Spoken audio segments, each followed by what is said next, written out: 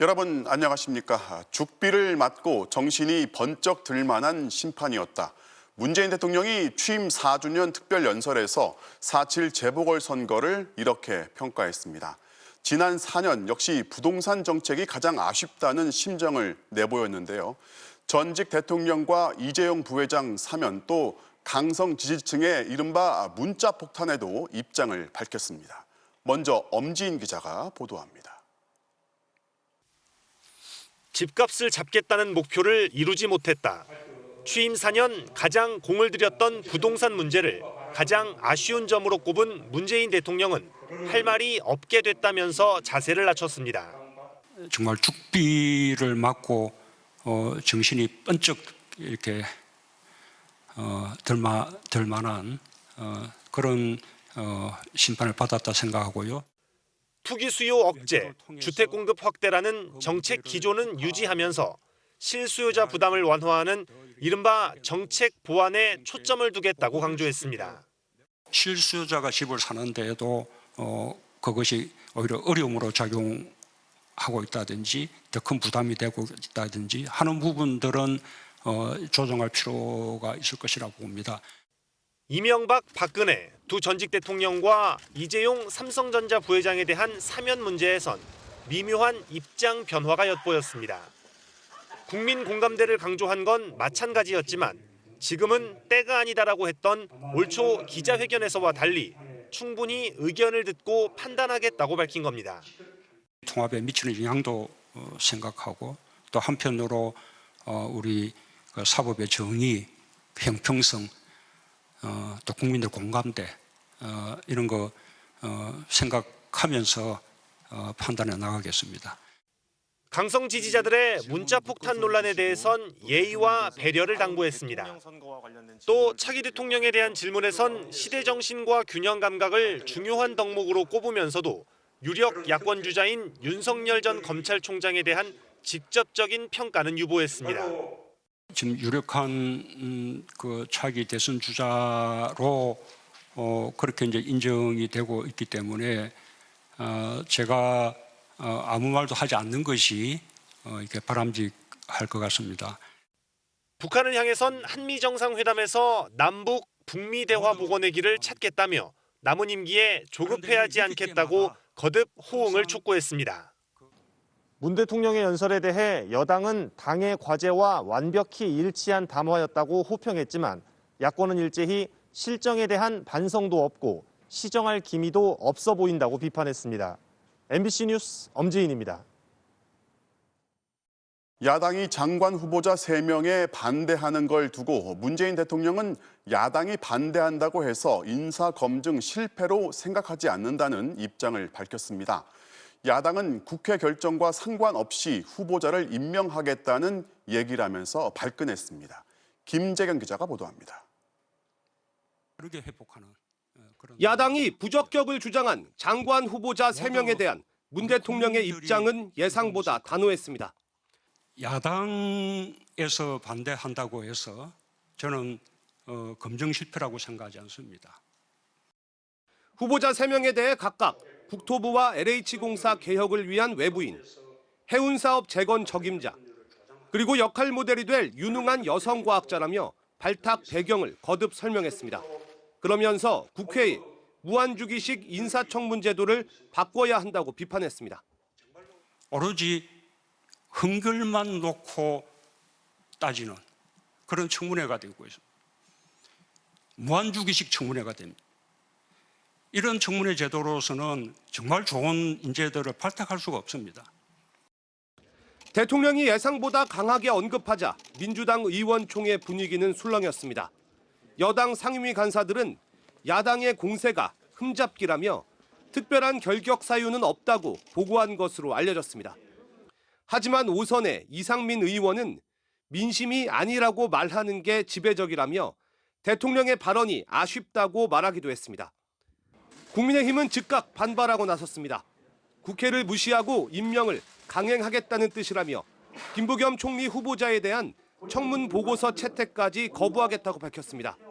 인사청문회 결과와 관계없이 후보자를 임명하겠다는 것이고 저는 위원장으로서 이러한 형식적인 채택을 하지 않겠다는 것입니다. 민주당은 야당의 습관적 발목 잡기라며 총리 후보자 청문 보고서는 지체 없이 채택돼야 한다고 맞받았지만 단독 처리는 일단 유보했습니다. 일단 오늘까지였던 국회 청문 보고서 채택 시한은 넘기게 됐습니다. 문재인 대통령은 내일 보고서 재송부를 요청할 것으로 보여 인사청문회 전국은 이번 주까지 이어질 전망입니다. MBC 뉴스 김재경입니다.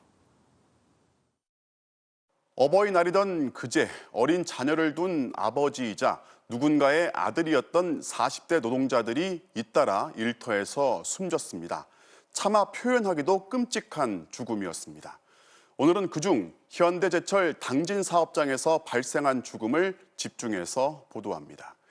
야간 작업을 혼자서 하던 중이었고 방호울이라는 기본적인 안전 철조망을 갖추지 못한 노동 현장이었습니다. 먼저 이덕윤 기자가 보도합니다. 지난 토요일 밤 현대제철 노동자 44살 김모 씨가 숨진 열연 공장. 김 씨가 발견된 장소는 철강을 고온으로 녹이는 가열로 아랫부분. 여기엔 고정빔이 서 있고 그 왼쪽으로 고정빔 방향으로 왔다 갔다 움직이는 워킹빔이 설치돼 있습니다. 김 씨는 가열로에서 소음이 나자 혼자 설비를 점검하다가 고정빔과 워킹빔 사이에 머리가 끼는 사고를 당한 것으로 추정됩니다. 워킹빔의 강한 압력에 안전모도 무용지물이었습니다. 노조 측은 기본적인 안전시설을 설치하지 않아 대형 사고가 났다고 말합니다. 고정빔과 워킹빔 주변에 방호울이 설치되지 않았고 감지장치도 없어 몸이 낀 이후에도 설비가 멈추지 않고 계속 작동했다는 겁니다. 여러 차례 개선을 요구했지만 회사 측이 받아주지 않았다며 사업주를 처벌하고 당진제철소 내에 비슷한 설비에 대한 작업 중단 명령을 내려달라고 요구했습니다. 위험을 방치하고 노동자들의 안전 요구를 무시한 현대제철이 또 한 노동자를 죽인 것이다. 반면 현대제철은 매월 노사합동으로 진행한 안전점검과 노동부의 현장 점검에서도 그동안 지적을 받은 적이 없었다고 해명했습니다. 개선점이라든지 보완점 이런 부분에서 제기된 게 없었어요. 문제제기가 없었던 그런 지역이었었고요. 양측의 입장이 대립하는 가운데 노동부는 중대재해가 많이 발생하고 있는 철강 조선업에 대해 안전보건진단 명령 등을 내리겠다는 대책을 내놨습니다. 안전관리자 증언을 지도하고 안전보건진단 및 개선계획 수립 명령 등을 선제적으로 활용하여 노동부 천안지청은 사고의 원인과 책임을 밝히기 위해 현대제철에 대해 근로감독에 들어갈 예정입니다. MBC 뉴스 이덕영입니다. 현대제철이라는 사업장에서만 2007년 이후 39명이 숨졌습니다. 죽음의 사업장이라는 오명이 붙어서 중대재해처벌법이 왜 필요한지 이유를 제공한 공장이 여기입니다. 그런데 또 숨진 겁니다. 왜 안타까운 죽음이 멈추지 않는 건지, 그래서 이 사업장에 어떤 책임을 물을 수 있는지 이어서 김석연 기자가 보도합니다. 지난 2019년 12월 현대제철의 하청업체 노동자 장재문 씨가 컨베이어 벨트에 하반신이 감겨 들어가는 사고를 당했습니다. 컨베이어 벨트 위에서 용접 작업을 하다 갑자기 벨트가 작동하면서 벌어진 사고였습니다. 아, 진짜 이렇게 죽는구나. 막 온몸은 점점 기계 안으로 점점 들어가고 있고 뼈를 제 허벅, 제 엉덩이 뼈를 짓누르면서 막 내려가는데 골반과 다리뼈가 부서지는 전치 6개월의 중상. 쩌쩌도 되고요. 절어요, 다리. 통증이 장난이 아니에요. 또 인공관절 수술도 해야 되고. 작업 전 반드시 차단해야 할 벨트 전원은 켜져 있었고 벨트를 비상정지시킬 수 있는 스위치도 먹통이었던 게 사고의 원인으로 지목됩니다. 사고가 나기 8개월 전 노동부가 특별근로감독에서 안전조치 위반으로 적발한 내용이었지만 원청인 현대제철이 개선 명령을 무시하다 발생한 인재였습니다. 하청 노동자라는 이유로 현대제철이 장 씨에게 준 보상금도 없었습니다. 장 씨는 근로복지공단에서 산재를 인정받아 2천만 원을 받았을 뿐입니다. 지난해 현대제철 당진 포항공장에서 질식과 추락사고로 노동자 2명이 죽었을 때도 유족들은 보상이 제대로 이루어지지 않았다고 말합니다. 명확한 기준도 없고 지경이 죽었을 때나 현명이 죽었을 때나 이 차이도 난다라는 거예요. 하청인 경우에는 더 심하고. 지난 2007년 이후 현대제철에서 중대재해로 숨진 노동자만 39명, 죽음의 사업장이라는 오명까지 얻었지만 누구 하나 책임지는 사람 없이 벌금만 내고 끝났습니다. 현대제철의 이런 실태는 중대재해법 제정의 계기가 되기도 했습니다. 하지만 법 시행이 내년부터인 탓에 정작 현대제철은 이번에도 법망을 빠져나가게 됐습니다. MBC 뉴스 김성환입니다. 이 사망 사건이 발생한 공장은 일단 가동을 멈추었습니다. 하지만 동료들은 반복되는 죽음을 멈추게 해달라고 요구합니다. 현장을 연결해 보겠습니다. 고병권 기자, 회사 측이 어떤 대책을 내놓았습니까? 네, 현대제철 당진제철소 앞에 나와 있습니다. 취재진의 출입이 통제되면서 사고 현장으로 들어가지는 못하는 상황인데요. 사고가 난 일 열련 공장은 전체 4~5개의 가열로가 모두 가동을 멈춘 상태입니다. 어버이날이기도 했던 지난 8일 당진제철소에서 중대재해로 숨진 44살 김모 씨는 각각 12살, 10살 형제의 아버지이기도 했는데요. 김 씨에 대한 부검은 오늘 오전 끝났는데 아직 정확한 부검 소견은 전해지지 않고 있습니다. 김 씨의 사고 소식에 함께 근무했던 직원들 모두 침통한 상황에서 사측의 후속 조치를 주시하고 있습니다. 현대제철 측은 이번 사고를 예상하기 어려웠다는 입장을 밝혔고 노조 측은 격앙된 반응을 보이고 있습니다. 10만 원, 20만 원의 센서 설치 비용을 아끼기 위해서 노동자의 죽음을 막기 위한 그러한 최소한의 투자를 결리하는 이 살인행각들이 언제까지 계속돼야 된단 말입니까? 사전에 위험 요인을 막으려는 조치를 제대로 했느냐를 놓고도 현대제철 측은 사실관계를 확인할 문제라고 해명했습니다. 중대재해처벌법은 또다시 논란에 휩싸였습니다. 대전과 세종, 충남의 경우 내년부터 중대재해처벌법이 적용되는 50인 이상 사업체는 4,400곳에 달합니다. 노동계에선 사업주 처벌이 강화된다고 해서 현장 노동자의 목숨에 대한 책임을 회피할 순 없다고 목소리를 높였습니다. 지금까지 현대제철에서 MBC 뉴스 고병권입니다. 자, 이렇게 수많은 노동자들이 끊임없이 죽어가는 죽음의 사업장, 한두 곳이 아니죠. 지난달 평택항에서 컨테이너 정리 작업을 하다 숨진 23살 이선호 씨. 원청 기업은 여전히 자신들의 책임이 아니라는 입장이고 이런 와중에 경영계는 중대재해처벌법의 기준을 완화하자고 주장하고 있습니다. 자, 그럴 경우 이 씨의 사망은 중대재해에 해당되지조차 않는다고 하는데요. 정상빈 기자가 취재했습니다. 지난달 22일 고 이선호 씨가 숨진 평택항 사고 현장. 이 씨를 덮쳤던 300kg의 컨테이너벽은 안전핀이 빠진 채 접혀 있습니다. 사고 당시 이 씨는 원청기업 동방에 소속된 지게차 기사의 지시로 나무 조각을 줍고 있던 것으로 알려졌습니다. 날개가 무너지지 않게 고정해야 하지만 안전핀을 모두 다 풀어놓았던 상황. 다른 지게차가 날개 한쪽을 접자 그 여파로 반대편 날개까지 접혀 이 씨를 덮친 겁니다. 그런데 이 씨는 이날 처음 컨테이너 안을 치우는 업무를 맡아 어떤 위험이 있는지조차 예측할 수 없었습니다. 지게차를 수신호하는 신호수 아무도 없었다는 거예요. 단 한 사람만 처음부터 끝날 때 작업 현장에 있었더라면. 원청기업은 안전관리에 소홀했다는 점을 인정하면서도 업무 지시와 감독은 하청업체 직원의 일이라고 주장합니다. 그 직원이 다른 일을 하다 벌어진 일이란 겁니다. 작업 감독을 하면서 작업 지시를 하는 안전관리 업무도 같이 보고 있는 직원입니다. 신호수 업무도 같이 겸해서 하는 거죠. 하지만 하청업체 측은 원청에서 시키는 업무를 할 뿐이라고 반박했습니다. 정방에서 안전관리라든지 신호수라든지 그런 얘기를 한 적이 없습니다. 작업 지휘자도 아니었습니다. 정방에서 어떤 일을 시키면 또 그 일을 하는 거고요. 정치권에서도 원청의 책임을 물을 수 있고 물어야 한다는 목소리가 나왔습니다. 현장 자체가 원청이 관리 감독하는 곳이기 때문에 이제 책임을 물을 수 있고요. 실제 안전 관리자나 이런 문제도 실은 원청에서 배치해야 되는 문제 있는 거거든요. 네. 이선호 사망사고 대책위는 중대재해처벌법이 원안대로 처리되었다면 잇따르는 노동자들의 죽음을 막을 수 있었을 거라며 이마저도 손질을 요구하는 경영계의 요구는 절대 받아들여선 안 된다고 주장했습니다. 현재 경영계는 중대재해 범위를 1명 사망에서 2명 이상 사망으로 바꾸자고 요구하고 있습니다. 이럴 경우 이선호 씨 사망을 비롯해 구의역 김군과 김영균 씨, 실업계고 현장 실습생 이민호 군 등의 사고는 모두 중대재해에 해당되지 않게 됩니다. MBC 뉴스 정상빈입니다. 입양한 2살배기 딸을 학대해 중태에 빠뜨린 30대 양아버지. 손과 주먹, 구두 주걱으로 아이를 수차례 폭행했다고 시인했습니다. 양부모는 입양기관에 아이를 키우기 힘들다고 토로한 적도 있었는데 입양기관은 별다른 조치를 취하지 않은 것으로 드러났습니다. 먼저 남효정 기자가 취재했습니다. 입양한 2살배기 딸을 폭행해 의식불명에 빠뜨린 30대 양아버지 A씨. A씨는 경찰 조사에서 지난주 사흘 동안 손과 주먹, 나무로 된 구두 주걱으로 딸의 얼굴과 머리 등을 수차례 때렸다고 진술했습니다. 아이가 말을 듣지 않고 운다는 게 이유였습니다.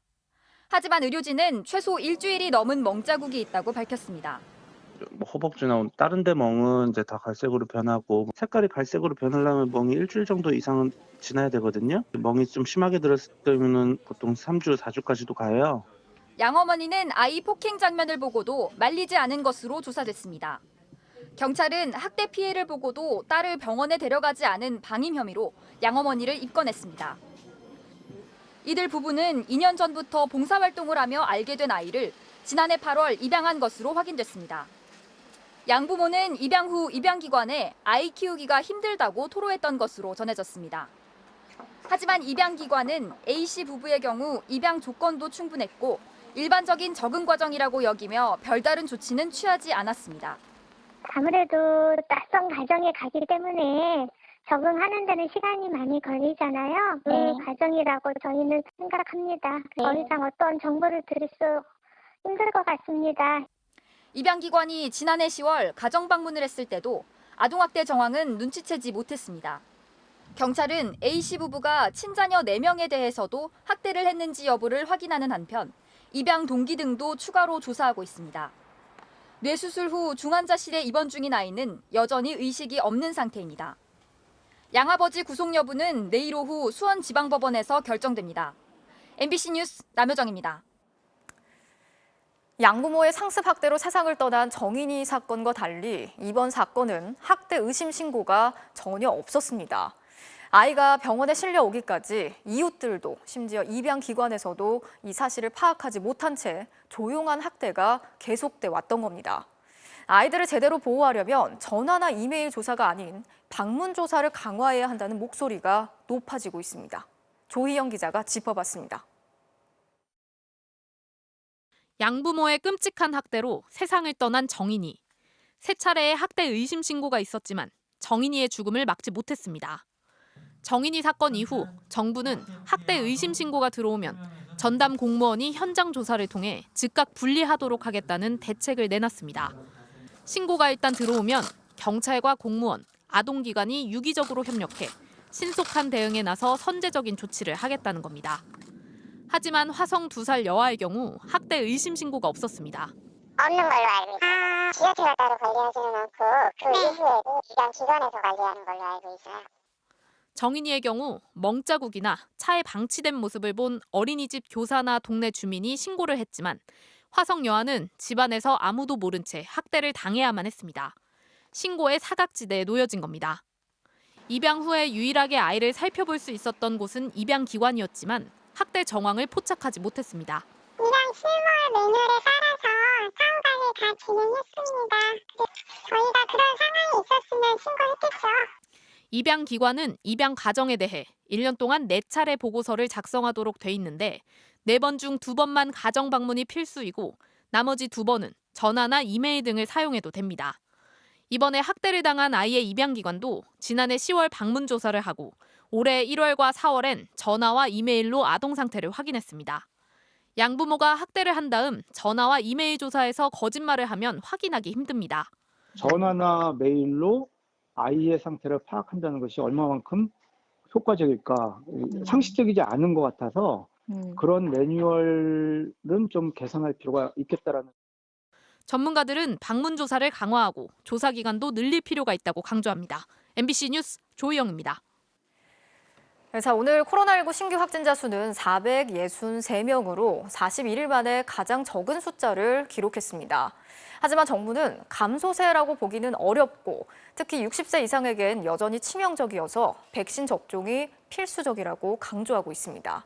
오늘부터는 65살부터 69살까지 백신 접종 사전 예약도 시작됐습니다. 박진주 기자가 설명해 드리겠습니다. 서울 마포구 보건소의 콜센터.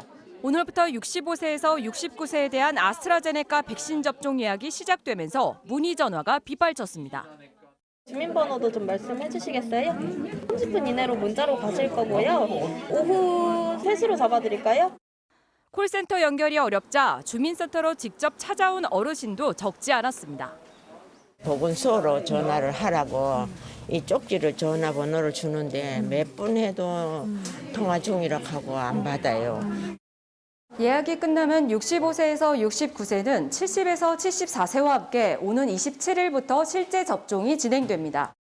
지난 6일 예약을 시작한 70세에서 74세 사이의 사전 예약률은 27.7%로 집계됐습니다.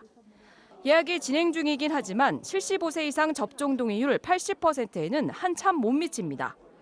당시엔 통장이 접종 동의 여부를 일일이 확인했지만 이번엔 직접 예약을 해야 하는데 이를 모르는 경우가 많은 겁니다. 정부는 코로나19 사망자의 95%가 60세 이상인데 백신을 한 번만 맞아도 85% 이상의 효과가 나타났다며 반드시 접종을 받을 것을 당부했습니다. 예약이 어려우신 부모님들을 대신해서 자녀분들께서도 대리 예약을 하실 수 있기 때문에 부모님들 예방접종을 챙겨주시기를 부탁을 드립니다. 이와 함께 모더나의 코로나19 백신이 식품의약품안전처의 첫 번째 전문가 자문회의에서 94.1%의 예방 효과를 인정받았습니다. 접종 후 이상 사례도 피로나 두통 등 대부분 경증에서 중간 정도로 국내 허가를 해도 좋다는 자문 결과가 나왔습니다. MBC 뉴스 박진주입니다. 아스트라제네카 백신을 맞은 뒤 사지마비 증상을 호소한 40대 간호조무사의 사례는 백신 때문으로 보기 어렵다는 정부 조사 결과가 나왔습니다. 하지만 백신을 맞고 중증 이상 반응이 나타난 경우에 인과성이 부족해도 최대 1,000만 원까지 치료비를 지원하기로 했습니다. 박윤수 기자가 관련 내용 자세히 전해드리겠습니다. 지난 3월 아스트라제네카 백신을 맞고 사지마비 증상을 호소한 40대 간호조무사 A씨. 급성 파종성 뇌척수염 진단을 받은 A씨 사례에 대해 정부 백신 피해 조사반은 백신과의 인과성을 인정하기 어렵다고 판단했습니다. 인과성을 인정할 만큼 국내외 자료가 충분하지 않다는 결론을 내렸습니다. 급성 파종성 뇌척수염의 경우에는 아직까지는 백신과의 인과관계를 명확하게 있다 없다 이렇게 판단하기 좀 어려운 근거가 좀 불충분한 그런 상황으로. 하지만 정부가 오는 17일부터는 A씨처럼 근거 자료가 부족해 인과성을 인정받지 못한 중환자에 대해서도 최대 1,000만 원의 의료비를 지원하기로 했습니다. 지금까지는 백신을 맞은 뒤 인과성이 명백하거나 가능성이 있는 1에서 3단계까지만 피해 보상금을 지급했지만 인과성이 인정되기 어려운 4단계 중 자료가 충분하지 않은 경우인 4-1단계도 받을 수 있도록 확대한 겁니다. 인정하기에도 배제하기에도 근거가 아직은 좀 불충분하고 좀 더 지켜봐야 될 것 같다. 그런 경우에 4-1로 평가하게 됩니다. 피해보상 전문위원회가 심의한 156명 가운데 4-1 판정을 받은 5명이 해당되는데 과거 심의 사례도 재분류할 예정이어서 대상은 더 늘어날 전망입니다. 대상자들은 주소지의 보건소에 통장 사본을 제출하면 지원금을 받게 됩니다. 이미 진료비를 낸 경우라도 소급 적용이 되고 끝내 인과관계가 확인되지 않거나 인과관계가 없다고 확인돼도 지원금은 환수되지 않습니다. 정부는 국민이 안심하고 예방접종을 받을 수 있도록 경증 이상 반응에 대해서도 본인 부담금 액수에 상관없이 국가보상제도를 신청할 수 있는 소액 심의 절차도 운영하고 있다고 강조했습니다. MBC 뉴스 박윤수입니다. 고위공직자 범죄수사처의 1호 사건이 결정됐습니다. 바로 조희연 서울시 교육감이 해직 교사를 부당하게 특별 채용하도록 지시했다는 의혹입니다. 어떤 사건이고 공수처의 1호 사건 결정의 의미를 윤수환 기자가 보도합니다. 고위공직자 범죄수사처가 첫 사건 번호 2021 공제 1호 번호를 붙인 사건은 조희연 서울교육감의 불법 채용 의혹입니다. 지난 1월 공수처가 공식 출범한 지 넉 달째이자 검사와 수사관들을 임용하며 수사 진용을 갖춘 지 3주 만입니다. 앞서 지난달 감사원은 조희연 교육감이 2018년 해직 교사 5명을 특정해 특별 채용했다는 감사 결과를 발표했습니다. 비서실 직원으로 하여금 심사 과정 등에 부당 개입하도록 지시한 게 조 교육감의 직권 남용이라며 경찰에 고발했습니다. 지난주 이 사건을 경찰에서 넘겨받은 공수처가 본격적인 수사에 착수한 겁니다. 당초 공수처가 출범 취지에 맞게 검사나 판사의 권력형 범죄 사건을 첫 사건으로 삼을 거란 전망이 많았지만 더 이상 수사를 늦추기 어려운 만큼 감사원을 통해 사실관계가 어느 정도 파악된 사건부터 우선 처리하기로 한 것으로 보입니다. 공수처의 첫 수사 대상이 된 조희연 교육감은 공수처가 균형 있는 판단을 할 것이라며 합법적인 채용이었다는 기존 입장을 재차 밝혔습니다. 특별채용제도는 불가피하게 교단을 떠나게 된 교원의 교권을 회복시켜주기 위해 법률로 보장된 정당한 정책 절차로 공수처는 감사원에서 넘겨받은 감사 자료를 검토한 뒤 조만간 관련자들을 불러 본격 조사에 착수할 예정입니다. MBC 뉴스 윤수환입니다.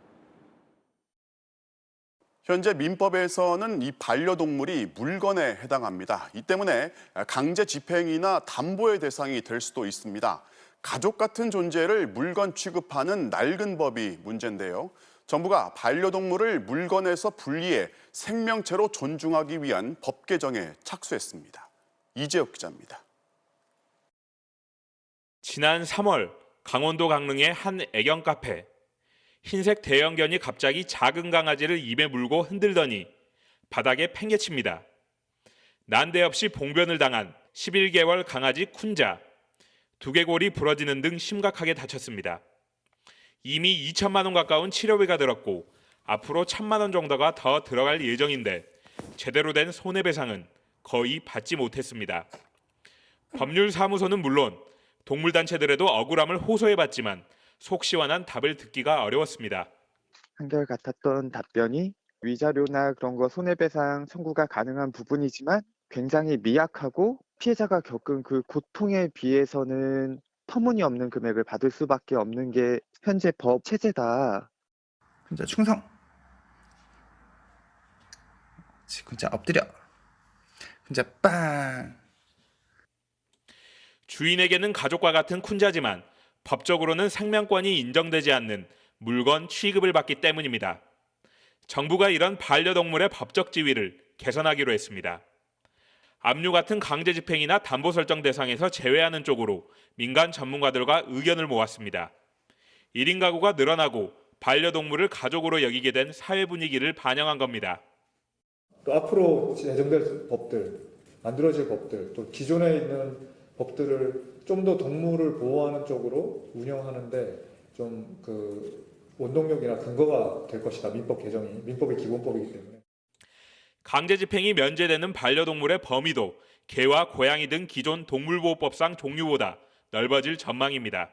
정부의 움직임에 찬성하고 이번만큼은 우리나라도 민법에 동물은 물건이 아니다라고 명시되기를 간절히 바라고 있습니다. 정부는 전문가들의 법리 검토를 거쳐 올해 하반기 중에 구체적인 법 개정 절차를 진행할 계획입니다. MBC 뉴스 이재욱입니다.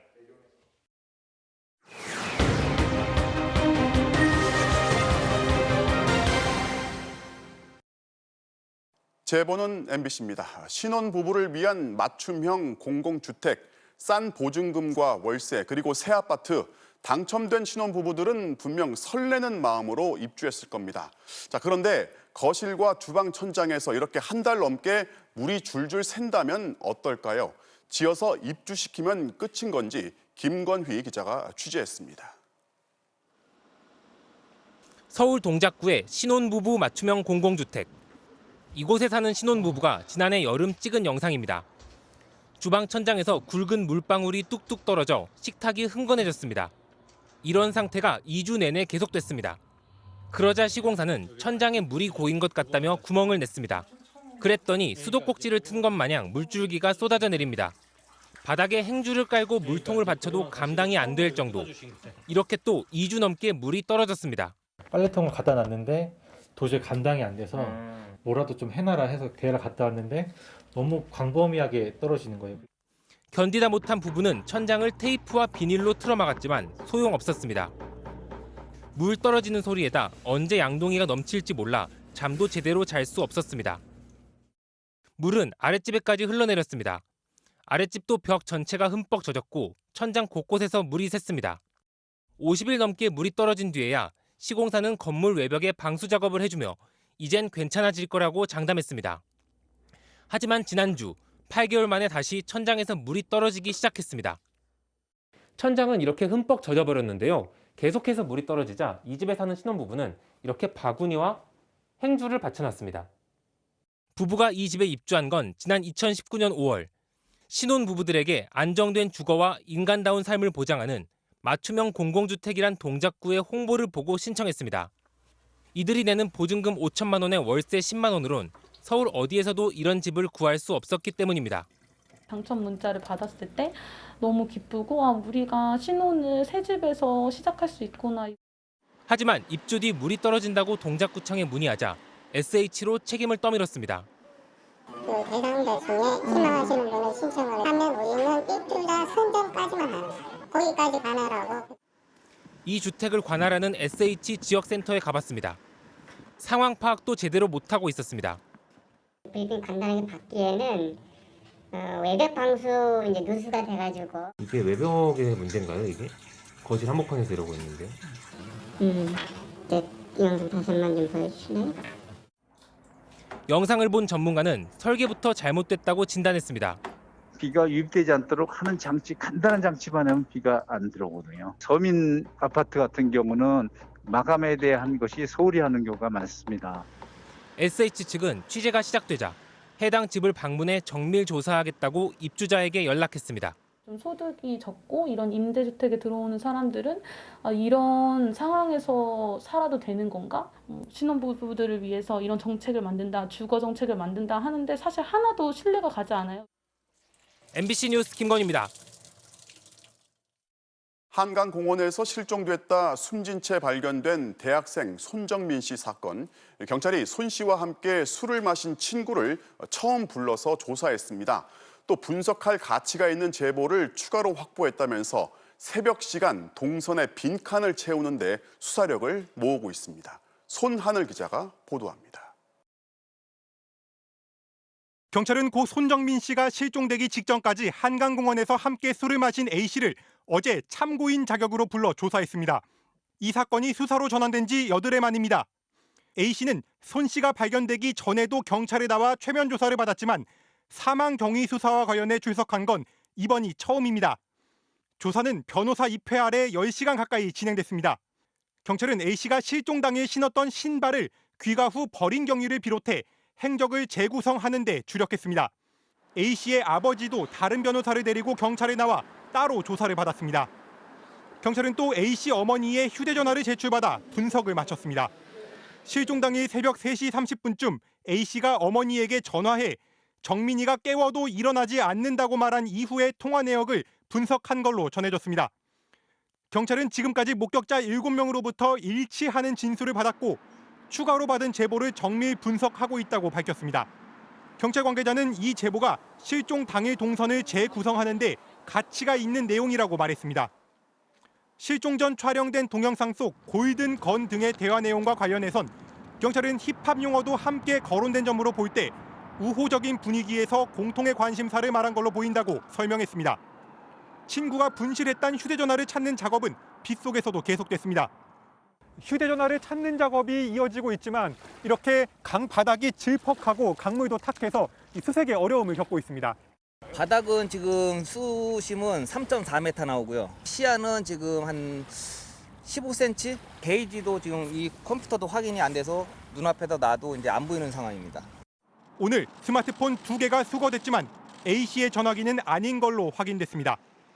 경찰은 당분간 매일 한강을 수색할 계획이며 조만간 수사 결과가 나올 거라고 밝혔습니다. MBC 뉴스 손하늘입니다. 낡은 아파트에서 잠을 자던 20대 2명이 일산화탄소에 중독돼서 1명이 숨졌습니다. 처음에는 스스로 삶을 정리한 걸로 의심을 했지만 조사 결과 아래층에서 사용하는 연탄 보일러의 가스가 연통을 타고 흘러온 것으로 추정됩니다. 김형호 기자가 단독 취재했습니다. 지난 2월 20일 저녁 강원도 삼척시 도계읍의 한 아파트에 고등학교를 갓 졸업한 친구 3명이 모였습니다. 지인의 아파트에서 함께 술을 마신 뒤 2명은 그 아파트에서 잠들었는데 다음 날 1명이 숨졌고 의식을 잃은 다른 1명은 심각한 뇌 손상을 입었습니다. 처음엔 이들이 스스로 목숨을 끊었을 가능성이 제기됐습니다. 자살 같은 게 너무 많아가지고 그때는 아마 그렇게 저희가 판단을 했던 것 같아요. 숨진 19살 여학생을 부검한 결과 사인은 일산화탄소 중독이었습니다. 그런데 이들은 당시 일부러 불을 피우거나 별도로 난방기구를 쓰지 않았습니다. 어디선가 일산화탄소가 유입됐다는 얘기입니다. 문제는 가스보일러가 설치돼 있던 공간, 이곳에 가려진 벽체 뒷면엔 연통이 설치돼 있었습니다. 사고가 난 아파트 단지는 난방용으로 연탄 가스를 사용하도록 지어졌습니다. 문제는 가스 연통이 하나의 통로로 연결돼 있다는 점입니다. 아래층에서 옛날식 연탄 보일러를 쓰면 위층까지 연통을 타고 가스가 새어 들어올 수 있는 구조였습니다. 사고사의 가능성이 커진 겁니다. 실제 경찰은 이 연통의 연결 부위에 문제가 있었다는 사실을 확인한 것으로 알려졌습니다. 연탄 쓰는 자체에서 이사를 왔을 경우에 요새는 이게 다 뜯어버려요. 뜯어버리고 이렇게 가스를 다 하는 말로 사용하는 사람은 모르지. 해당 아파트는 석탄공사가 관리해온 직원용 사택이었습니다. 하지만 폐광 지역의 복지 차원에서 지역 주민들에게도 일부 입주를 허용하고 있습니다. 석탄공사 측은 경찰의 최종 수사 결과를 지켜보자는 입장입니다. 회사 측하고는 뭐 아직 그런 게 없잖아요. 사과의 말 한마디도 없고 경찰 쪽에서도 무조건 기다려 마라 이렇게만 대답을 하니까. 석탄공사의 도계광업소 직원용 아파트에선 지난 2012년 연탄가스 중독으로 입주민이 숨지는 사고가 발생하기도 했습니다. MBC 뉴스 김영호입니다.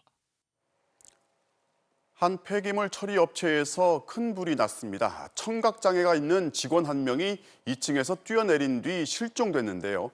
6시간 넘는 수색 끝에 무사히 발견돼 병원으로 이송됐습니다. 이용주 기자가 취재했습니다. 시뻘건 화염과 새카만 연기가 밤하늘을 메웁니다. 소방대원들이 물을 뿌리고 굴삭기까지 동원됐습니다. 몇 킬로미터나 떨어진 고속도로 CCTV에서도 화재 현장이 선명하게 보일 정도입니다. 오늘 새벽 2시 20분쯤 울산시 울주군의 한 폐기물 업체에서 불이 났습니다. 소방차 27대와 소방대원 100여 명이 투입됐지만 불길은 쉽사리 잡히지 않습니다. 어마어마하게 났죠. 연사 연기도. 나무가 좀 어른이 됐다 아닙니까? 주위의 나무가. 불빛이 굉장히 컸죠. 화재 발생 8시간이 지난 현재까지도 현장에서는 잔불 진화 작업이 계속되고 있습니다. 불은 직원 기숙사와 사무실로 쓰이던 인근 조립식 건물로도 번졌습니다. 당시 건물 안에 있던 직원은 모두 3명. 이 가운데 외국인 노동자 2명은 스스로 대피했습니다. 하지만 청각 장애가 있는 60대 직원은 건물 2층 창문 밖으로 뛰어내린 뒤 어디론가 사라졌습니다. 구조대원들은 현장을 일일이 수색해 화재 발생 6시간 만에 이 직원을 찾아냈습니다. 60대 직원은 불길과 연기에 놀라 기숙사 건물 뒤편으로 피해 혼자 숨어 있었습니다. 발견 당시 등과 다리에 약한 화상이 있었지만 의식과 호흡은 양호한 것으로 알려졌습니다. 요구조사가 있는 곳은 화재가 진압이 사전에 됐었기 때문에 그분이 오랜 시간이 지났어도 생존할 수 있는. 경찰과 소방당국은 폐비닐과 폐플라스틱이 쌓여있던 야적장에서 불이 시작된 것으로 보고 있습니다. MBC 뉴스 이용주입니다. 자, 요즘 코로나19 백신 접종이 동네 병원에서도 한창이다 보니 이런 일도 발생합니다. 이 대상포진 주사를 맞으러 온 사람에게 병원이 실수로 아스트라제네카 백신을 주사한 건데요. 이승섭 기자가 취재했습니다. 지난 4일 54살 김모 씨가 세종시의 한 병원을 찾았습니다. 대상포진 예방접종을 받기 위해서였습니다. 김 씨는 예진표를 작성한 뒤 대상포진 예방주사인 줄 알고 주사를 맞았습니다. 그런데 잠시 뒤 의료진이 찾아와 코로나19 백신인 아스트라제네카를 투약했다고 털어놓았습니다. 주사부터 찔른 거죠. 그러고 나더니 오더니 대상포진 맞으러 오신 거죠? 그러는 거예요 저한테. 그래서 네 그랬더니 어떻게 주사가 바뀌었어요. 아스트라제네카로. 병원 측은 접종 예약이 취소된 아스트라제네카 백신을 일반인에게 접종하는 과정에서 착오가 생겼다고 설명했습니다. 주사를 놓기 전 약의 종류와 환자, 처방 내용을 제대로 확인하지 않은 겁니다. 하루에 몇 명 정도 그게 취소되는 게 있대요. 그걸 놨다 그러더라고요. 취소된 거를. 예기치 못한 접종에 김 씨는 이상 징후를 지켜보느라 엿새 동안 병원 신세를 져야 했습니다. 하지만 해당 병원은 접종 오류가 있었다는 사실을 보건당국에 즉시 보고하지 않았습니다. 김 씨가 보건소에 이 사실을 알리자 조사에 착수한 세종시는 대상자의 동의 없이 코로나19 백신을 접종한 건 명백한 과실이라고 밝혔습니다. 세종시는 해당 병원에 코로나19 백신 접종을 잠정 중단하도록 하고 백신 접종 위탁 의료기관 지정 취소를 검토하고 있습니다. 하지만 감염병 예방 차원에서 병원의 백신 접종이 의료법 위반 행위로 보기 어렵다며 처벌 대상은 아니라고 판단했습니다. MBC 뉴스 이승섭입니다. 수도권 일대에서 집주인이 전세 보증금을 떼먹었다는 신고가 잇따르면서 경찰이 수사에 나섰습니다. 이 집주인이 50대 어머니와 30대 두 딸이었는데 이들이 보유한 주택이 무려 500채가 넘었고 피해 금액도 300억 원에 달했습니다. 정혜인 기자가 취재했습니다. 서울 강서구의 한 다세대 주택. 19채 가운데 18채를 박모 씨 자매가 소유하고 있습니다. 구로구의 또 다른 다세대 주택도 마찬가지. 15채 중 11채의 소유주가 박 씨 자매입니다. 그런데 박 씨 자매와 전세 계약을 맺은 세입자들 중 보증금을 돌려받지 못해 이사를 못 가는 경우가 속출하고 있습니다. 자기가 현금이 인지승이 없다. 보증 돌려줄 수가 없다. 몇 채는 이미 가압류 상태라 사실상 보증금을 돌려받기가 불가능합니다. 서울 은평구, 관악구 등에서도 비슷한 피해가 속출하고 있는데 집주인은 모두 박 씨 자매였습니다. 이들 자매가 임대사업자 등록을 한 건 지난 2017년. 당시 12채였던 집은 불과 2년 뒤 무려 524채로 늘었습니다. 전세를 끼고 집을 사는 이른바 갭투자로 집을 사모은 겁니다. 이들은 전세 만기가 돌아오면 세입자에게 집을 살 생각이 있냐며 매매로 유도해 시세 차익을 얻었습니다. 세입자가 거부하면 돈이 없다며 보증금을 안 주고 버텼습니다. 계약 과정에는 모두 박 씨 자매의 엄마가 개입한 것으로 알려졌습니다. 전화를 하면 전화를 받지 않습니다. 저 문자로만 답을 해달라고 항상 이야기를 하고요. 일을 하는 중이라 바쁘니까 차단하겠다. 지금까지 세입자들이 신고한 피해 건수는 136건. 규모는 300억 원에 달합니다. 절반 이상이 보증보험에 가입하지 않아서 피해 구제도 쉽지 않은 상황입니다. 전 재산이에요. 저희가 이 집이 해결이 안 되니까 딴 데로 이사를 못 가는 거예요. 많이 넘어서 결혼을 해서 그동안 열심히 해서 모은 돈인 거잖아요. 경찰은 아직 드러나지 않는 피해가 더 있을 것으로 보고 세 모녀의 추가 사기 행각을 조사 중입니다. MBC 뉴스 정혜인입니다. 오늘 빗속을 달리던 충북선 무궁화호 열차가 갑자기 선로에 멈춰서면서 167명의 승객들이 2시간 가까이 큰 불편을 겪었습니다. 승객 중 한 명은 실신을 해서 구급차로 실려가기도 했습니다. 이채영 기자가 취재했습니다. 무궁화호 열차 한 대가 선로 한가운데 멈춰서 있습니다. 기다림에 지친 일부 승객들이 답답함을 호소하기 시작합니다. 얼마나 더 기다려야 되는 거예요? 수술을 받으러 가던 승객은 안절부절입니다. 병원 예약해서 내려야 될 것 같아요. 수술 시간이 잡혀있기 때문에 저는 내려야 되거든요. 급기야 이 승객은 오한과 발열 증세를 호소하더니 실신해 구급차에 실려갔습니다. 긴급한 환자가 있어가지고 그 환자가 굉장히 좀 급한 상황이었는데 그 119를 도착시키는데 거의 1시간 반이 걸렸어요. 결국에는 환자가 실신해가지고 실려갔거든. 기다림에 지친 한 승객은 열차 문이 열린 틈을 타 선로로 뛰어내리기도 했습니다. 오늘 낮 1시쯤 무궁화호 열차가 증평역 부근에서 멈춰섰습니다. 전기로 다 움직이는 거니까 전기가 스톱이 돼버리면 이런 게 다 스톱이 돼버리니까. 대전을 출발해 제천으로 향하던 열차에는 승객 170명 가까이 타고 있었는데 2시간 가까이 기차 안에 갇혀 있어야 했습니다. 열차에는 승무원 단 1명뿐이었습니다.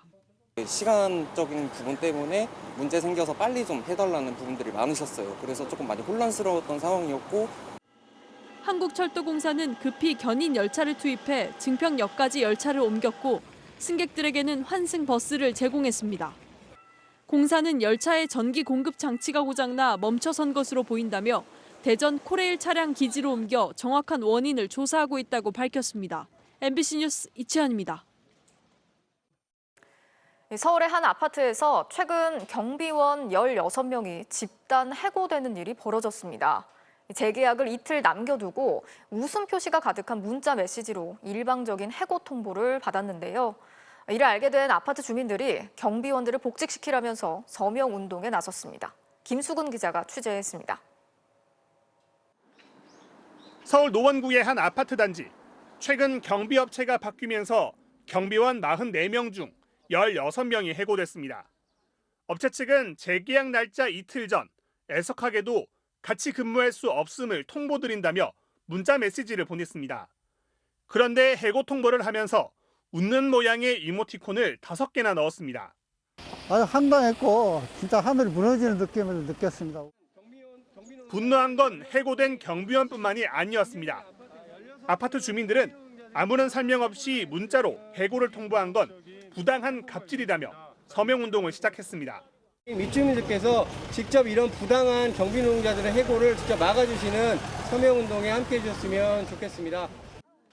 지난 3일부터 시작한 서명운동에는 일주일 만에 700명 넘게 동참했습니다. 부당하다라고 생각하시는 분들이 계시다고 해서 그럼 이분들을 위해서 주민들이 뭘 할 수 있을까 하다가 서명운동을 시작하게 되었습니다. 입주민들의 인터넷 카페에도 잘해주시던 분들인데 속상하다. 다시 복귀하면 좋겠다는 응원 댓글들이 달렸습니다. 제가 사는 이곳에서 이렇게 부끄러운 일이 일어났다는 게 제 자신이 부끄러워집니다. 고용이 성계될 수 있게 힘을 보태줍시다.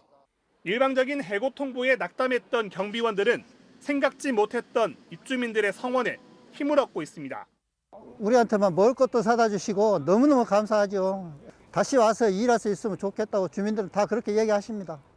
주민들은 구청장과 지역 국회의원에게 서명 내용을 전달하고 경비용역업체와 아파트 입주자 대표를 부당 해고로 고용노동부와 서울시에 고발하기로 했습니다. 취재진은 해고 경위를 묻기 위해 경비용역업체와 아파트 입주자 대표에게 수차례 연락했지만 답변을 듣지 못했습니다. MBC 뉴스 김수근입니다. 최근 인터넷 속도 논란에 휩싸인 KT. 속도가 제대로 나오지 않는데도 실적을 위해서 무리하게 인터넷을 개통한다는 설치 기사들의 증언이 나왔습니다. KT는 이 사건으로 공식 사과까지 해놓고 뒤에서는 하청업체의 책임을 떠넘긴 것으로 드러났습니다. 서유정 기자가 전해드리겠습니다.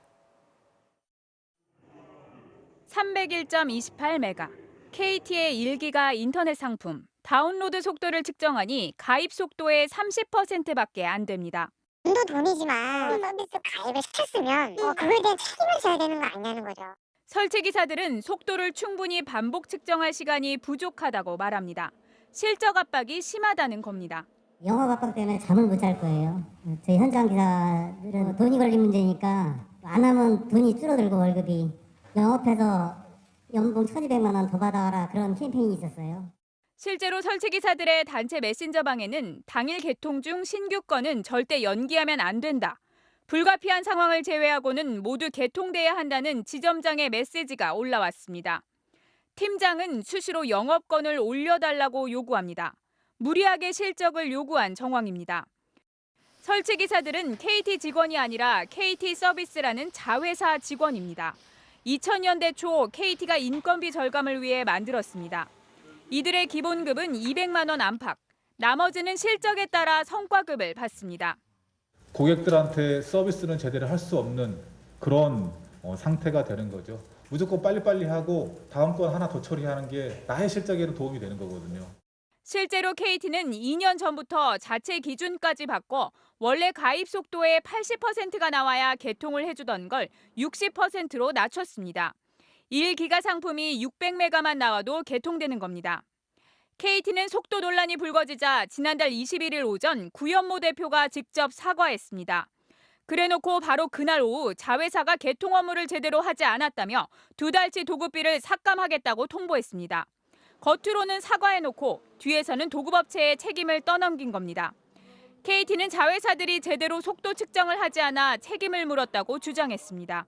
MBC 뉴스 서유정입니다. 도쿄올림픽 개막까지 이제 74일 남았습니다. 일본 시민들뿐 아니라 올림픽의 주역인 대표 선수들까지 불안감을 호소하고 있고 대회 개최에 대해서 잇따라 문제 제기를 하고 나섰는데요. 하지만 일본 정부와 국제올림픽조직위원회는 올림픽 취소나 연기는 없다는 입장입니다. 도쿄 고현승 특파원이 취재했습니다. 고베의 한 노인 요양시설, 133명이 집단 감염돼 25명이나 숨졌습니다. 무더기 사망자가 나온 건 병실이 없어 입원도 못하고 사실상 요양시설에 그대로 방치됐기 때문인데 심지어 당국은 10명 넘게 숨질 때까지 발표조차 안 해 불신을 자초했습니다. 公表が遅れたことにつきましてお詫びを申し上げます。申し訳ございませんでした。以上でございます。 세 번째 긴급 사태와 의료 붕괴 상황에서도 조직위는 도쿄올림픽을 위해 간호사 500명 파견과 스포츠의사 200명 모집을 요청했습니다. 의료계는 즉각 거세게 반발했습니다. 도쿄의 한 병원 창문엔 의료는 한계, 올림픽 그만, 참아줘, 올림픽 무리라는 글이 나붙었습니다. 의료노조연합회는 간호사 올림픽 파견을 재고하라고 요구했습니다. 실제로 스포츠 의사들은 4,700여 명 중 92명만 참가 의사를 밝혀 200명 모집이 어렵게 됐습니다. 올림픽에 출전할 세계적인 선수들도 목소리를 내기 시작했습니다. 세계 랭킹 2위로 금메달이 유력한 오사카 나오미 선수는 사람들을 위험에 빠뜨리고 불편하게 만든다면 당장 논의를 해야 한다고 말했습니다. 일본 육상 대표들은 선수들이 백신을 먼저 맞는 것을 비판했습니다. どの命に対しても大きいや小さいは全くないので、アスリートだけが、五輪選手だけがっていうのは私としてはおかしな話だなと思います。個人的にはやはり医療従事者の方、高齢者の方々が優先だと思うんですけど。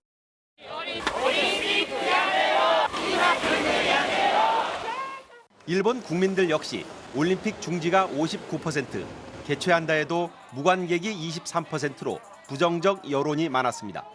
올림픽 중지 청원 서명운동은 닷새 만에 30만 명을 넘어섰습니다. 올림픽 조직위와 일본 정부는 오늘도 안전 안심 올림픽이란 말만 되풀이하고 있지만 여전히 도쿄올림픽은 불안한 상황입니다. 도쿄에서 MBC 뉴스 고현승입니다.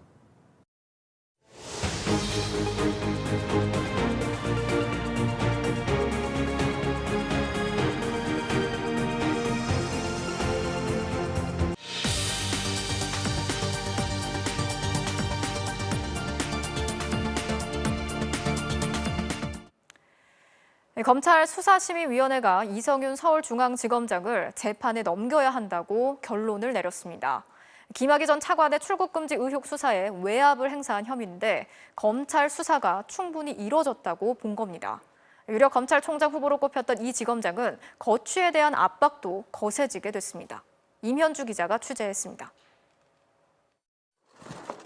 검찰 수사심의위원회가 4시간 넘는 회의 끝에 이성윤 서울중앙지검장을 재판에 넘기라고 검찰에 권고했습니다. 지난 2019년 대검찰청 반부패 강력부장 시절 김학의 전 법무차관에 대한 불법 출국금지 의혹 수사에 외압을 행사한 혐의입니다. 결론적으로 말씀드리면 이성윤 검사장을 기소하는 것으로 결정됐습니다. 위원님들이 양쪽 설명을 듣고 결정하신 거. 15명의 위원 중 13명이 참석한 가운데 이 중 8명이 이제 수사를 마무리하고 이 검사장을 재판에 넘기는 데 찬성했습니다. 이성윤 검사장은 직접 회의에 출석해 검찰이 확보한 증거들의 사실관계를 따져봐야 하고 대질 조사도 필요하다고 주장했지만 모두 받아들여지지 않았습니다.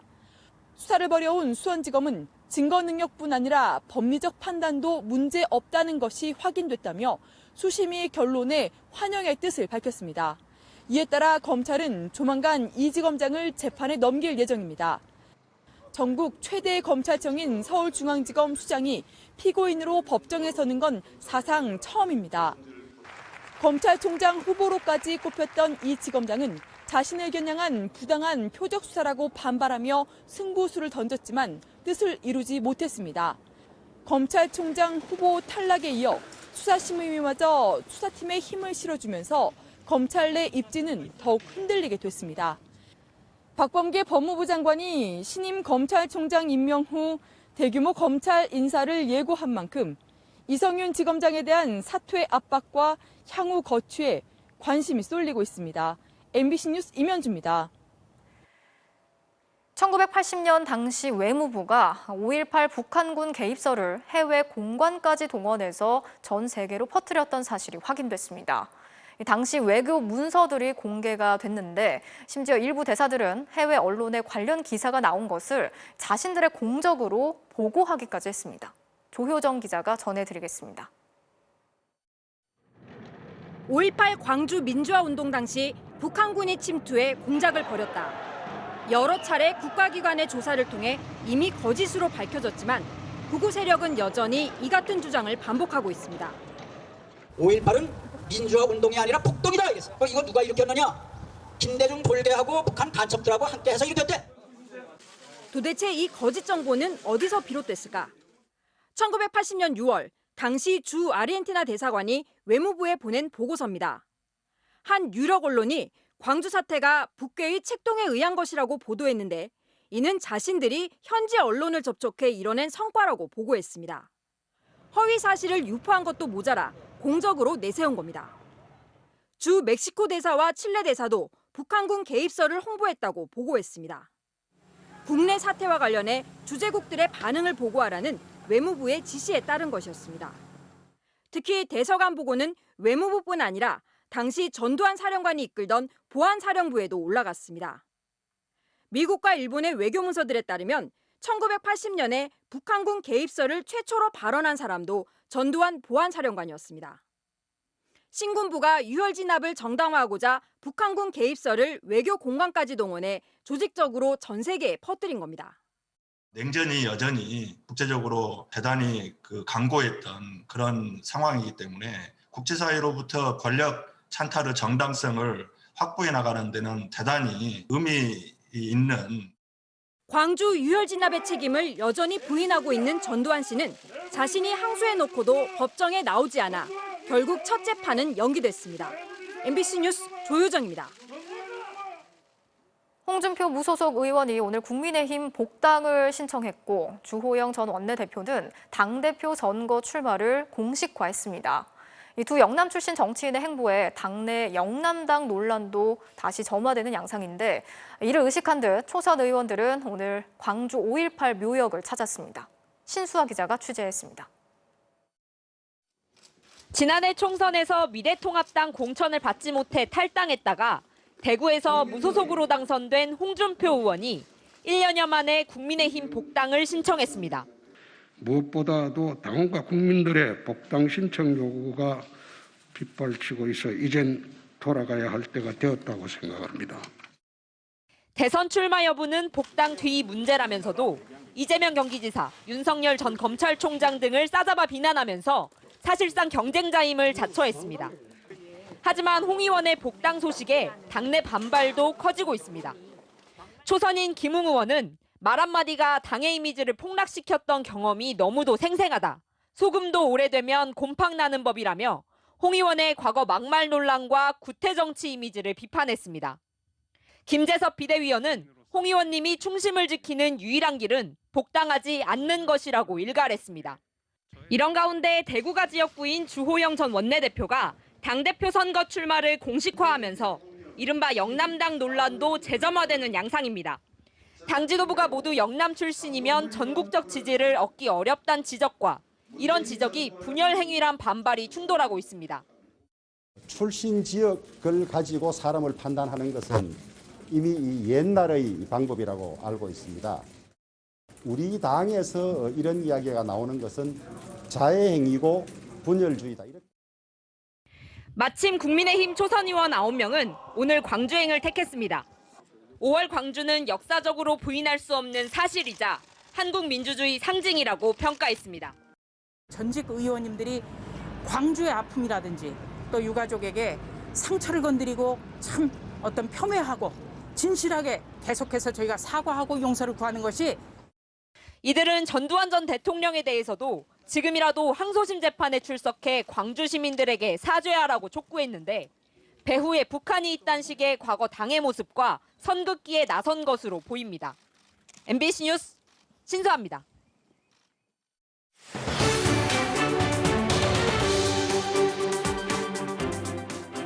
똑같은 앱을 애플의 아이폰과 구글의 안드로이드 폰으로 구매했을 때 아이폰으로 사면 더 비싸다는 사실을 알고 계십니까? 애플이 중간에서 이 수수료 30%를 더 챙겨서 그렇습니다.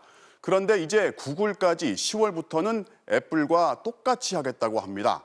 앱 개발자든 소비자든 부담이 커질 수밖에 없습니다. 먼저 이유경 기자가 보도합니다. 음원 구독 서비스인 멜론. 한 달 구독료가 안드로이드 이용자는 9,790원, 아이폰 이용자는 11,000원입니다. 똑같은 서비스인데 아이폰에서 1,000원 이상 더 비쌉니다. 웹툰이나 웹소설을 구매할 때도 아이폰이 안드로이드 폰보다 보통 20% 정도 더 비쌉니다. 앱스토어 같은 경우에는 안드로이드보다 더 많은 수수료를 청구한다는 거 아세요? 아 진짜요? 그거 몰랐는데? 갤럭시로 바꿀까? 이참에 갤럭시로 바꿀까? 왜 이런 차이가 날까? 수수료 때문입니다. 애플은 아이폰에 앱스토어에 앱을 올리면 반드시 앱스토어의 결제 시스템을 이용하게 하고 있습니다. 이걸 인앱 결제라고 합니다. 이때 애플에 30%의 결제 수수료를 내야 합니다. 신용카드 수수료가 보통 2% 안팎이니까 훨씬 더 비쌉니다. 그래서 아이폰의 시장 점유율은 안드로이드의 3분의 1밖에 안 되지만 앱마켓의 매출액은 구글보다 2배나 많습니다. 몰랐다가 알게 되니까 좀 더 억울한 것 같고 만약에 알았더라면 인앱 결제를 안 했을 것 같아요. 횡포다. 안정성을 핑계로 너무 많이 가져간다라고 생각하고 있습니다. 그런데 구글도 애플을 따라가기로 했습니다. 지금은 개인만 인앱 결제하고 있는데 오는 10월부터 모든 앱의 인앱 결제를 강제하고 수수료도 30%까지 올리기로 했습니다. 이렇게 되면 안드로이드 폰도 구독료나 이용료가 똑같이 비싸지게 됩니다. 앱 제작사들은 골머리를 앓고 있습니다. 넷플릭스는 아예 앱에선 정기 결제를 할 수 없게 막았습니다. 수수료가 없는 홈페이지에서 결제하게 한 겁니다. 비용을 높이게 되면 소비자는 반발할 수밖에 없게 되고 반발을 무릅쓰고 비용을 상승시키거나 아니면은 그 어떤 추가되는 비용을 자기의 어떤 손실로 끌어안거나 이런 수수료를 부담하지 않으려면 이용자들은 앱에서 결제하지 않고 각 서비스 제공업체의 홈페이지에서 결제하면 됩니다. 하지만 그게 꽤 귀찮다는 게 문제입니다. MBC 뉴스 이유경입니다. 애플이 중간에서 챙기는 이 수수료 수익이 재작년에 20조 원이 넘었고 구글도 이제 그 길을 가겠다는 겁니다. 혁신 기업의 상징이던 애플과 구글이 이제는 IT 업계에 입구에서 과도한 통행세를 챙기는 독점 기업으로 변질했다는 비판이 나오는데요. 관련 재판도 시작했습니다.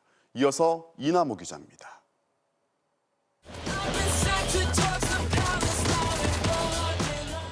전 세계 3억 5천만 명이 즐기는 게임 포트나이트. 애플과 구글의 높은 수수료를 피하기 위해 따로 앱 안에 링크를 걸어 유료 상품을 싸게 팔았습니다. 그러자 구글과 애플이 칼을 빼들었습니다. 앱마켓에서 포트나이트 게임을 아예 삭제해버린 겁니다. 개발사인 에픽게임즈는 소송을 냈습니다. 그러면서 애플의 정책을 파리지옥 같다고 했습니다. 파리지옥은 한 번 빠지면 절대 빠져나올 수 없는 식충식물입니다. 지난주에 미국에서 재판이 시작되는데 전 세계 모바일 생태계를 뒤흔들 세기의 재판으로 주목받고 있습니다.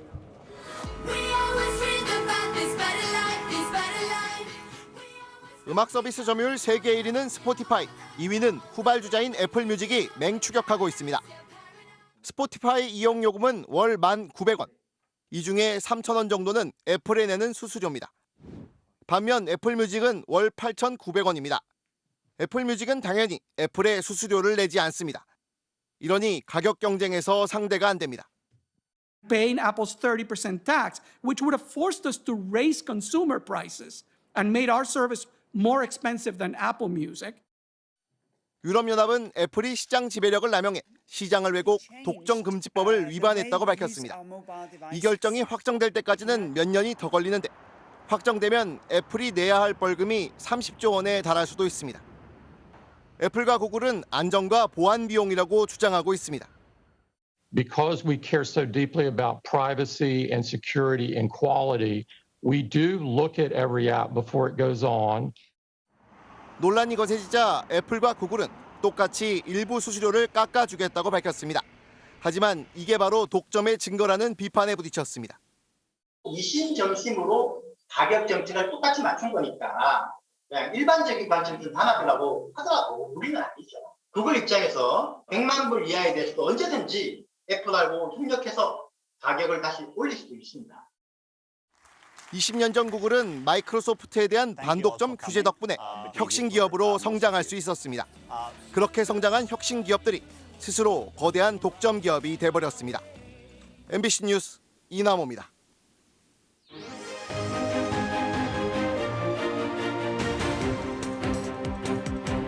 정치적 참견 시점 정치팀 김지경 기자 오늘도 나와 있습니다. 자, 준비한 소식 보겠습니다. 네.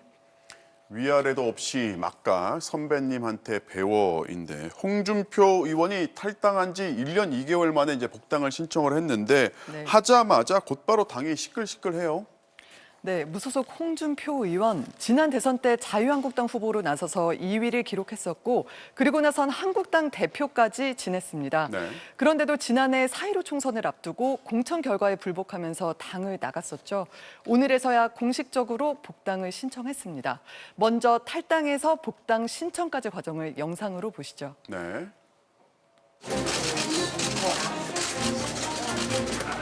일부 공강위원님들이 수도권 출마를 요구를 했는데 너무 늦었다. 협잡에 의한 공천 배제는 도저히 받아들일 수가 없고 결코 승복할 수도 없습니다. 당으로 즉시 돌아가서 야당을 새롭게 만드는 데 전력을 다하겠습니다. 오늘자로 국민의힘의 복당 절차를 밟겠다는 말씀을 올립니다. 당으로 돌아가야 할 때가 되었다고 생각을 합니다. 이제 앞에서는 이제 당선되면 곧바로 복귀하겠다고 했는데 지금 네. 당선되고서 시간이 꽤 흘렀단 말이죠. 네. 자, 왜 이 시점이었을까요? 네, 홍 의원은 김종인 전 비대위원장과의 악연 때문에 늦어진 거다 이렇게 주장합니다. 네. 자기가 검사였을 때 동아은행 비자금 사건을 수사해서 김종인 전 위원장을 구속시켰었는데 그 이유 때문에 복당을 못했다는 겁니다. 그런데 김종인 전 위원장 나갔어도 이제 복당 반대 목소리가 당에서 계속 나오고 있어요. 네, 대표적인 반대파가 당권 도전을 선언한 초선 김웅 의원인데요. 두 사람 설전부터 들어보시죠. 네. 흉금에 있는 말을 그냥 막 하다가 보니까 그것 때문에 사실은 선거를 망치고 이런 경우가 많았었습니다. 우리 당원들이 별로 원하지 않을 겁니다. 식사도 두 분 하면서 좋은 이야기 서로 많이 했어요. 근데 갑자기 돌변해서 그래 하니까 야 좀 어리둥절하죠. 선배를 물어뜯는다고 해서 정치판에서 자기가 올라가는 게 아니에요. 네, 오늘도 홍 의원이 선후배도 없고 위아래도 없는 막가는 정치를 하면 안 된다 이렇게 훈계하니까요. 김 의원은 선배님의 모습을 보고 배운 것 아니겠느냐 이렇게 받아쳤습니다. 자, 이제 뭐 자유한국당 대표까지 지낸 중진이잖아요. 네. 자, 이렇게까지 복당에 반대한 이유가 뭘까요? 네, 김 의원과 일부 비대위원들이 반대하는 가장 큰 이유는 홍준표 의원의 강경 보수 그리고 막말 이미지가 당에 도움이 안 된다는 겁니다. 네. 김종인 전 위원장과도 뭐 같은 입장인 건데요. 김웅 의원은 실제로도 김 전 위원장의 전폭적인 지지를 받고 있습니다. 며칠 전 김 전 위원장을 만나고 나온 김웅 의원의 말입니다. 네. 새로운 인물이 당대표가 되는 것보다 더 효율적인 건 없다. 결국은 당대표가 돼서 우리가 만들었던 그 정강 정책을 실현을 하라, 그 실천을 하라. 지금까지는 너무 얌전하게 하더라. 세게 붙어라. 네, 이렇게 김 의원을 통해서 홍준표, 김종인의 악연이 이어지고 있다고도 볼 수 있을 것 같고요. 또 차기 대권 구도하고도 연관이 있습니다. 검찰 출신인 김웅 의원은 윤석열 전 총장을 영입하자 이렇게 강력하게 주장하고 있는데요. 네.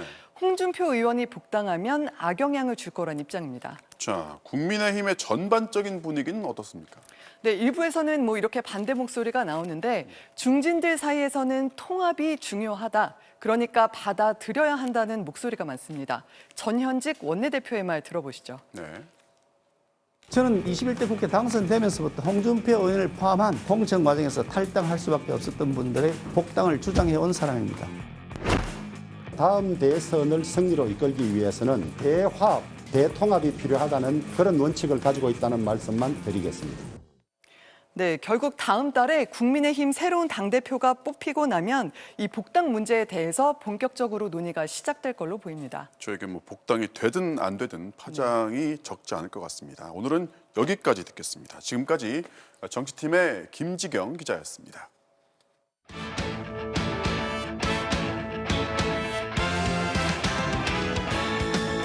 월요일 밤 스포츠 뉴스입니다.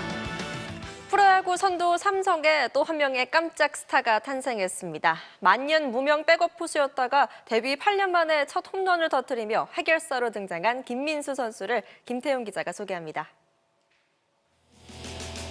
지난 7일 롯데전 강민호 대신 나선 김민수가 누구도 예상 못한 선제 솔로포를 쏘아올립니다. 데뷔 8년 만에 터뜨린 통산 첫 홈런에 동료들의 무관심 세리머니도 화제였지만 첫 홈런답지 않은 화려한 배트 플립이 가장 인상적이었습니다. 저도 빠던을 했다고 생각을 못했는데 그게 너무 자연스럽게 나와가지고요. 양준혁 선배님이 전화 와가지고 빠던 뭐냐고. 어제는 결승 투런포까지 쏘아올리며 3경기 연속 멀티히트에 안타 6개 모두 장타. 타율 5할을 치는 공포의 8번 타자로 불리며 단숨에 존재감을 각인시켰습니다. 지금 옷에 풀이 묻었는데 원더풀 뷰티풀! 와! 사랑해요. 저랑 결혼해요. 올해 나이 31, 김민수의 프로 생활은 순탄치 않았습니다. 한화에 지명됐다 삼성으로 옮기면서 별다른 활약 없이 무명 서름을 견뎌왔습니다.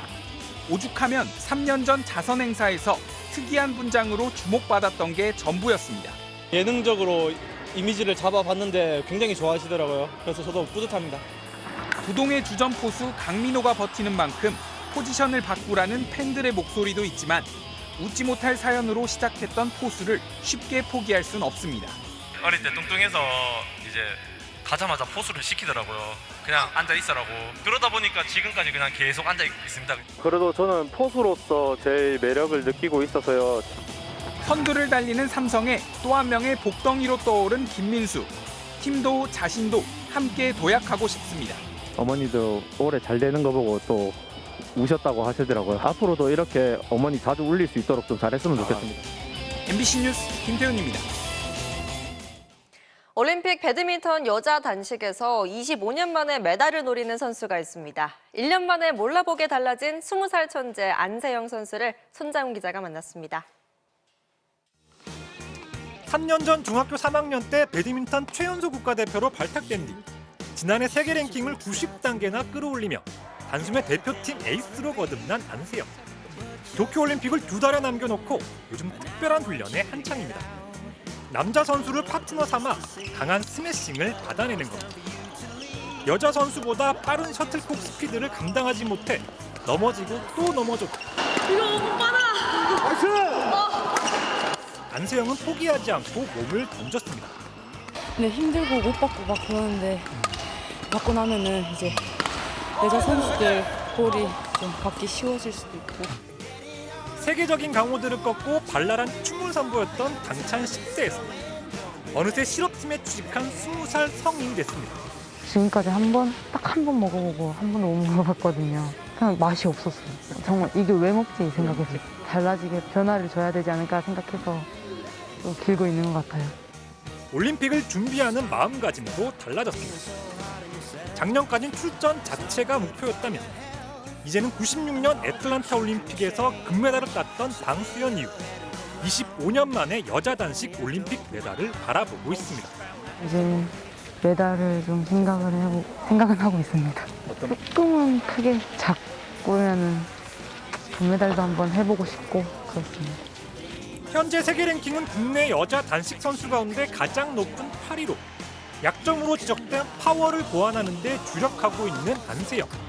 도쿄올림픽에서 흥이 넘치는 자신만의 댄스 세리머니도 준비하고 있습니다. 크게 마음 준비는 하고 있는 것 같아요. 네, 일단 이기면은 자연스럽게 나오니까 기대해도 좋을 것 같습니다. MBC 뉴스 손장훈입니다. 괴물 같은 운동 능력의 미식 축구 스타가 올림픽 100m 출전에 도전장을 던졌는데요. 결과는 어땠을까요? 박주린 기자입니다. 미국의 도쿄올림픽 육상 100m 대표 선발 지역 예선. 다른 선수들보다 몸집이 2배는 더 커 보이는 거구가 등장합니다. 미국 프로풋볼 NFL에서 가장 빠른 사나이 메카프입니다. 키 191cm에 몸무게 103kg. 하지만 제자리 점프 1m 3cm에 멀리 뛰기는 무려 3m 40cm에 달하는 괴력의 소유자입니다. 지난 시즌엔 이 장면 하나로 미식축구 팬들을 경악시켰습니다. 상대 선수보다 한참 뒤에서 출발했지만 약 100m를 따라가 터치다운을 막아냈는데 최고 시속 36.4km, 100m 기록으론 9초 88에 해당하는 무시무시한 스피드에 무심코 뒤를 돌아본 상대 선수마저 화들짝 놀랄 정도였습니다. 하지만 육상 선수들의 벽은 높았습니다. 초반엔 메카프가 힘차게 치고 나갔지만 결국 조 최하위인 10초 37. 올림픽 기준 기록은 고사하고 대표 선발전에도 나갈 수 없게 됐습니다. Just to test my speed up against, world-class athletes like this, very different from football speed, from what I just, realized. So. 메카프는 기회가 된다면 100m 도전을 계속해보고 싶다고 밝혔습니다. MBC 뉴스 박주린입니다. K리그2 안산의 산티아고가 터뜨린 기막힌 중거리 골입니다. 이 정도면 원더골로 손색이 없네요. 월요일 밤 스포츠 뉴스였습니다.